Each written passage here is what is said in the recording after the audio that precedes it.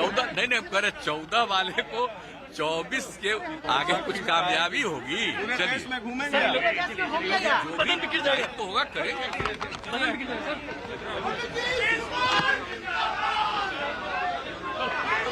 तो नीतीश कुमार देखिए, उन्होंने अपने बयान पर स्पष्टीकरण दे दिया। आकुश श्रीवास्तव, आकुश जी उन्होंने कह दिया 14 नहीं, उसको 24 समझिए। इशारा साफ है, राष्ट्रीय राजनीति में उतरने वाले नीतीश कुमार। हाँ, तो वो इसीलिए मैं कह रहा हूँ कि और भी पहले वो पहुंच जाएंगे और वो एक त्याग की मूर्ति तभी संभव होगा। वो है ही हमारे पार्टी के सब लोगों से पूछिए, जो अप्रोच था जिनके साथ थे, उनके साथ जो अप्रोच था, आप सोच न लीजिए भाई 3 में 2 अलगे न हो गए। तो जो उनका व्यवहार और जो कुछ भी चुनाव में जो अप्रोच था, अपने दल के सब लोगों को ये फीलिंग है कि ठीक नहीं है, ठीक नहीं है। हम लोगों के लोगों ने उनको सपोर्ट किया और उनकी तरफ से जेडीयू को हराने ही की सब बात हो गई। सब पूछिए, हम तो तब तक कुछ नहीं, हम तो चाहते भी नहीं थे बनना, लेकिन हमको लोगों के मान लिया। लेकिन अब जो पार्टी के सब लोगों से बात होती रही है, सबके मन में था नहीं, तो फिर हम लोग चले गए अपना पुरानी जगह पर। अब ठीक है। सर, वाजपेयी जी और मोदी जी में क्या अंतर है? क्या वाजपेयी जी और मोदी जी में क्या अंतर है? मोदी जी के बीजेपी में क्या अंतर है? साहब, आप बोल रहे हैं श्रद्धेय अटल बिहारी वाजपेयी जी, और उस समय जो हम सब लोग गए जौहर साहब के नेतृत्व में, और कितना प्रेम करते थे और कितना मैंने मानते थे, वो हम कभी भूल सकते हैं? उस समय की बात देखिए, उस समय की बात ही दूसरी है, और बाद में जो कुछ भी हुआ है, मैं सबका आप समझ लीजिए, उस समय जो उन्होंने श्रद्धेय अटल जी का और उस समय के सब लोगों का जो प्रेम था, उस चीज को हम कभी भूल सकते कितना अच्छा था। लेकिन बाद में फिर सुन तो लीजिए, अब बाद में फिर गए, और इसके बाद जो कुछ भी होता रहा तो हमारे दल के लोगों को कुछ नहीं। एक आदमी को हम जिम्मा दे दिए, और फिर उसी आदमी के बारे में सबसे पूछिए पार्टी के तरफ रहने के बजाय कहीं और दिमाग चले। मोदी जी क्या ना, हमको देखिए, हमको किन्हीं पर कुछ नहीं कहना है। सर, 2024 में प्रधानमंत्री पद के उम्मीदवार होंगे आप? नहीं, हम किसी चीज के उम्मीदवार का हम कोई दावेदारी नहीं। आपके कार्यकर्ता लेकिन इतना तो जरूर कर दीजिए ना कि 14 में जो आए 24 तक के आगे रह पाएंगे कि नहीं रह पाएंगे, वो अपना नरेंद्र मोदी जी को रोकेंगे 24 में।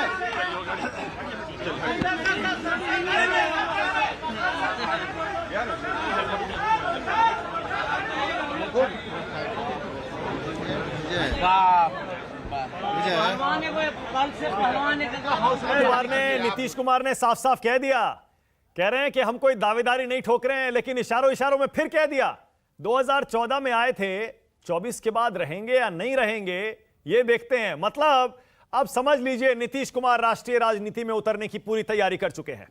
और जैसे आकुश श्रीवास्तव कह रहे थे, बिल्कुल सही बात है। हो सकता है कि अगले कुछ महीने में ही नीतीश कुमार बिहार की राजनीति छोड़कर दिल्ली पधार जाएं और यहां से प्रधानमंत्री पद के लिए दावेदारी ठोकें और विपक्षी दलों को एकजुट करने की कोशिश में लग जाएं।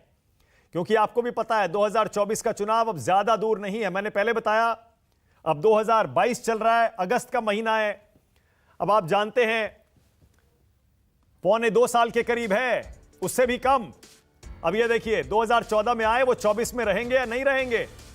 नीतीश कुमार ने साफ साफ कह दिया, प्रधानमंत्री नरेंद्र मोदी पर निशाना नीतीश कुमार का। अब देखते हैं बाकी विपक्षी दलों का इस पर क्या रिएक्शन होता है, क्या रुख होता है। नीतीश कुमार ने राष्ट्रीय राजनीति में आने के संकेत साफ साफ दे दिए, और इससे जाहिर है, इस बयान से तेजस्वी यादव भी आज काफी खुश होंगे। इसका मतलब दोनों नेताओं में कोई अंदर ही अंदर डील हो चुकी है। नीतीश कुमार ने जरूर तेजस्वी यादव को बता दिया होगा कि वो कब, किस महीने में, किस साल में बिहार छोड़ के दिल्ली चले जाएंगे। यानी इस बार जो डील हुई है, जो समझौता हुआ है आरजेडी और जेडीयू में, वो सिर्फ बिहार की राजनीति का नहीं है और अगले 1, 2, 3 साल का नहीं है।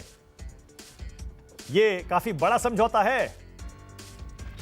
मेरे सहयोगी राजीव रंजन मेरे साथ लाइव जुड़ गए हैं ग्राउंड जीरो से। राजीव, जरा बताइए, नीतीश कुमार ने अब साफ शब्दों में कह दिया, अब इससे ज्यादा वो क्या कहेंगे कि हम 24 में देखते हैं क्या होता है। और हम 24 में सीएम नहीं रहेंगे। अब तो बिल्कुल क्लियर है ना राजीव, कि आगे की रणनीति नीतीश की और तेजस्वी की क्या है?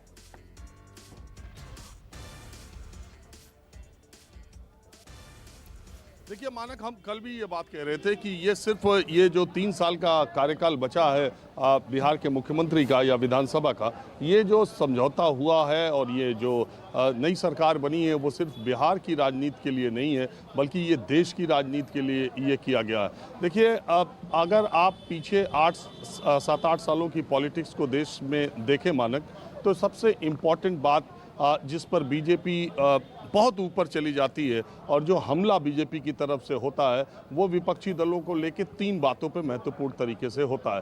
पहला परिवारवाद का आरोप, दूसरा भ्रष्टाचार का, और तीसरा राष्ट्रवाद और जो अपराध कानून व्यवस्था को लेकर के। ये 3 मुद्दों पर बीजेपी इतनी आक्रामक होती है कि देश के ज़्यादातर नेताओं को और विपक्षी दल के लोगों को इसका कोई उत्तर जल्दी मिलता नहीं है। देश में 2 नेता ऐसे हैं जिन पर इस तरह के आरोप अभी तक 17 साल तक मुख्यमंत्री रहने के बावजूद मुझे नहीं लगता कि देश में कोई भी आदमी और बिहार का कोई भी आदमी नीतीश कुमार पर इनमें से कोई 3 आरोप लगा सकता है, और एक अरविंद केजरीवाल के ऊपर भी इस तरह की बात है।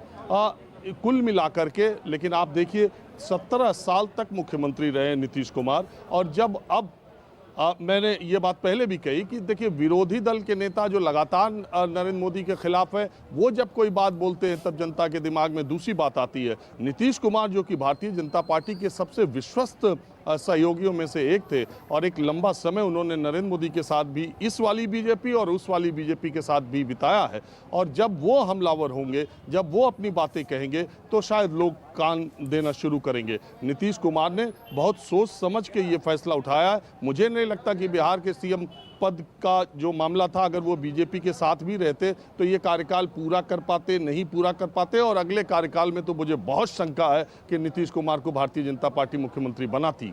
तो ये जो उनके सामने सारी स्थितियां थीं और उन्होंने सोच समझकर ये फैसला लिया है, खुद को राष्ट्रीय राजनीति के लिए तैयार किया है। वो उनकी इच्छा किसी भी व्यक्ति की जो 17 साल मुख्यमंत्री रह लेगा या 5 साल भी रह लेगा, तो उसकी इच्छा होती है कि वो देश का प्रधानमंत्री भी बने, प्रधानमंत्री का चेहरा भी बने। लेकिन आज की तारीख में जब हम बात कर रहे हैं मानक, मुझे आज की तारीख में 2024 में प्रधानमंत्री नरेंद्र मोदी को टक्कर देता हुआ कोई 100 किलोमीटर तक भी दिखाई नहीं देता है। मैं बहुत साफ गोई से ये बात कह रहा हूं। जहां पर राजीव एक ब्रेक लेना है, राजीव ब्रेक लेना है, मतलब ब्रेक नहीं लेना है, संजीवनी दिखाना है अपने दर्शकों को। बहुत शुक्रिया फिलहाल, लेकिन आज दिन भर ये विश्लेषण चलता रहेगा। नीतीश कुमार ने बहुत अहम बयान दे दिया है।